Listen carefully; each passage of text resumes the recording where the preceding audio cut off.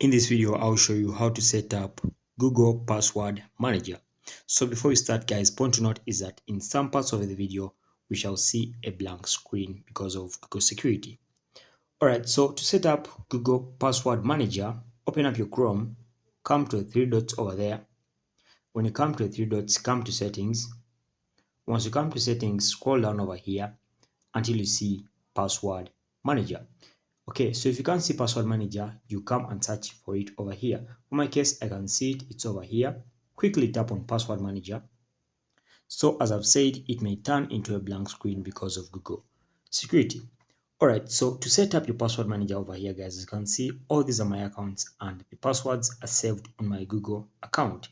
So to set it up, just open it as you can see over here and then click on Set Up. Okay, once you click on Set Up over here, you wait for it to finish uploading, and then once it loads up, you'll be able to set up the new accounts or even remove the old accounts. For my case, I'm not setting up anything. Everything I want over here is set.